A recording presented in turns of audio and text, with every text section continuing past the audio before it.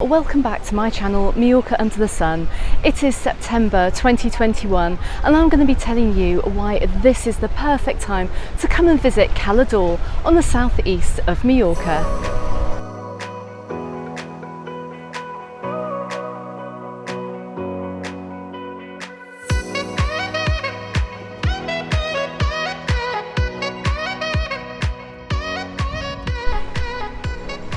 Now I am starting my guide to Cala D'Or on the main beach, which is Cala Gran, and I'm going to give you an idea of what it is like down here and show you how close the beach is to the town centre, and then I'm going to show you some of the other key coves in the area too, and take a look at what Cala D'Or town and marina is like at night.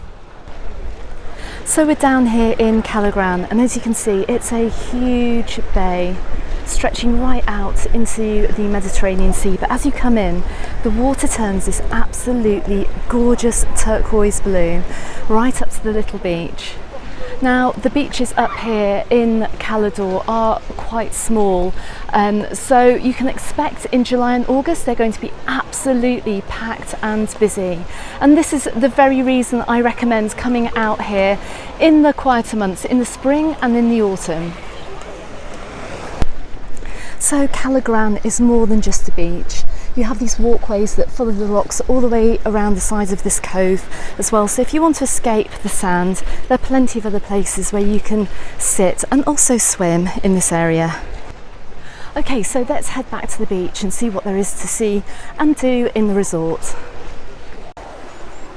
So as you can see, I'm down here in almost late September, and you can see that the beach down here is still quite busy. So you know that if you are looking to book down here in Cala D'Or, that the resort is anything but dead as we go through the autumn.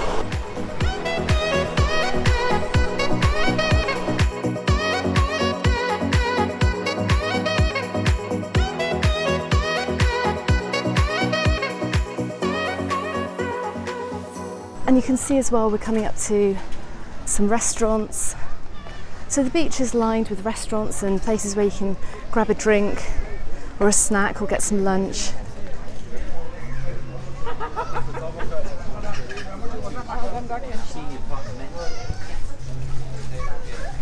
And the sunbeds and zet chairs stretch right to the back of the beach.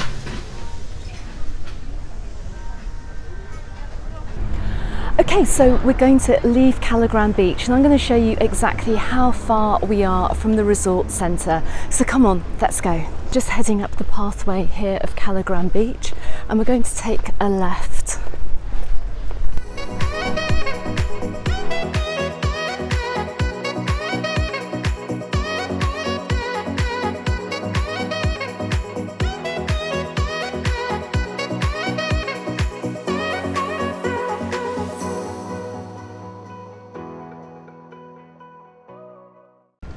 Okay, so as you can see, the resort centre is only just about 250 metres from Cala Gran, the main beach here in Cala D'Or. So if you are looking at hotels in this area, you can kind of navigate where roughly the beach will be and where all the entertainment will be as well.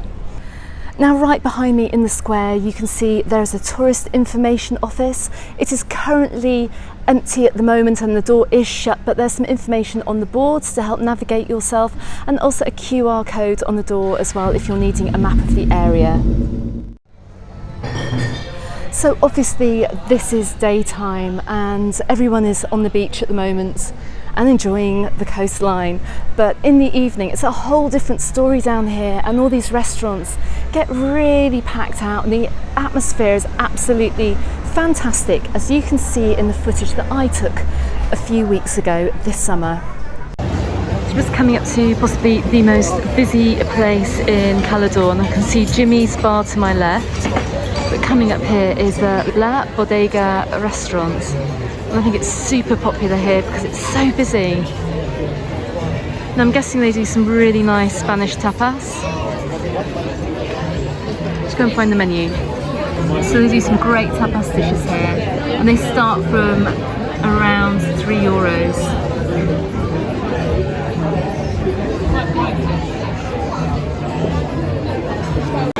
I mean, this has to be the place to come and have dinner one night in Cala D'Or. It's by far the busiest place I've seen, and there's even queues of people waiting to get in.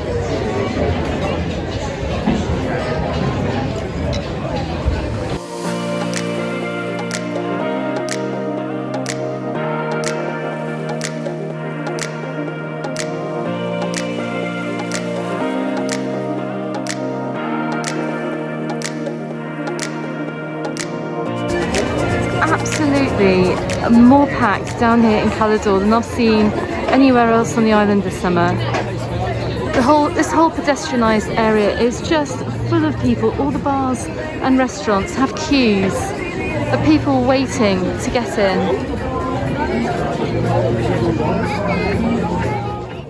So the centre of Cala D'Or won't be quite as busy going into autumn, but this is just to give you an idea of the nightlife down here. Okay, so let's go and check out some of the other beaches up here around Cala D'Or. Okay, so we've just come a kilometre along the coast here from Cala Gran over to Cala Esmerelda. And this is a lovely spot. Now, as you can see in the distance, you can see the starfish glass bottom boat just pulling out, and this is the excursion that we went on, and I'll link to that excursion at the end of the video to go and see the dolphins out in the bay. Now, Cala Esmerelda is an absolute gem of a beach out here in Cala D'Or. As you can see, it's also quite busy in September, but there aren't any beach brollies for rent down here, so it does allow more people to actually get down to the beach as well, and also to be a little bit more spaced out too. But it is pure tourism around here in Cala Esmerelda. The whole little cove is just lined with hotels where you can come and stay and just be steps away from the beach. And the Cala Esmeralda Hotel too has a restaurant down here on the beach, which anyone can come along to and eat to. And main courses, let me just take a quick look at the prices, a little bit more expensive. You can get club sandwiches, I think, for about €8, meat dishes for about 15. Okay, so next stop is Cala Ferrera.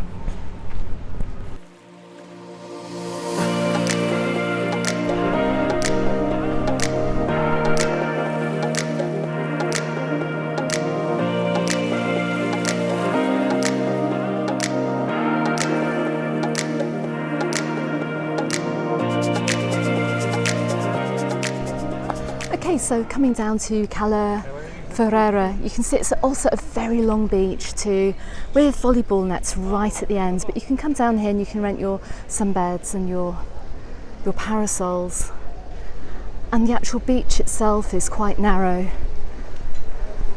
But the water, just along with all the other beaches down here in Cala D'Or, is just some of the bluest you'll see here on the islands. It's just stunning and it's just beautiful.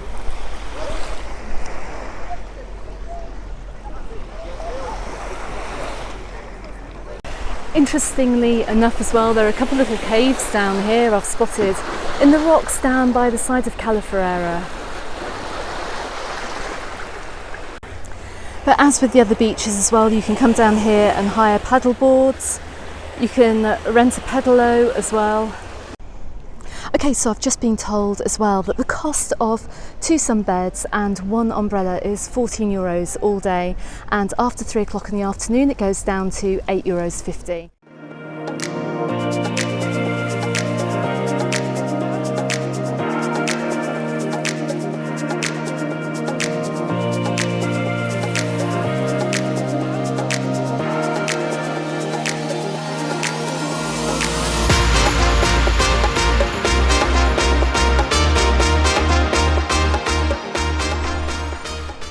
So in our final stop today, we are down in Cala Egos. But before I tell you about what it is like in Cala Egos, I drove past the marina, which is an amazing area if you want to moor your yacht or you want to charter a boat. And we took a walk down there this summer, so I will show you what it is like at night with the following footage. Cala D'Or Marina is just the perfect place to go for an evening stroll and is beautifully lit by the restaurants. So come down here for a cocktail and eat from a massive selection of restaurants. There are also a number of boats as well that you can come down here and charter during the day to explore the coastline. Now back to Cala Egos.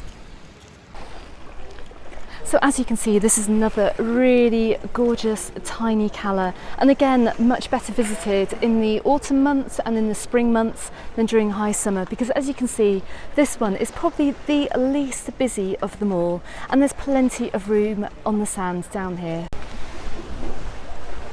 Now, in terms of where to stay down here in Cala D'Or, there are so many all-inclusive hotels in the resort that you will not struggle to find a place to stay. But as I've said before, the season does end on the 31st of October and it normally starts up again in the 1st of May.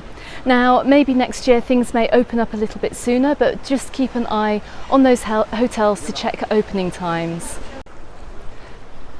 Now, we did come and stay down in a 4-star hotel in Cala Egos, and it was fine for one of those flop and drop holidays where you just want to lie by the pool and do absolutely nothing, and you even have all your meals catered for as well. But I have to say that in many of these hotels they are fine really for what they are, but if you want to experience real Mallorcan food and real island food, then get out and get into the restaurants and you'll notice the difference in quality.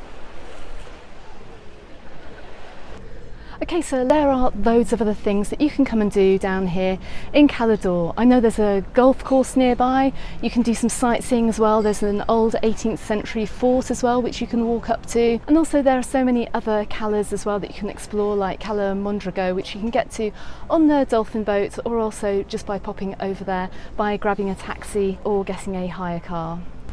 You are also just 45 minutes away from the caves of Hams and the caves of Drac and the resort of Porto Cristo, and just literally a few kilometres away from Porto Pedro too, which is another fantastic little fishing port to go and check out and maybe have lunch or dinner. Okay, so thanks very much for joining me on my tour around Cala D'Or, and if you want to check out the #1 excursion, stick around because you can click on it just here.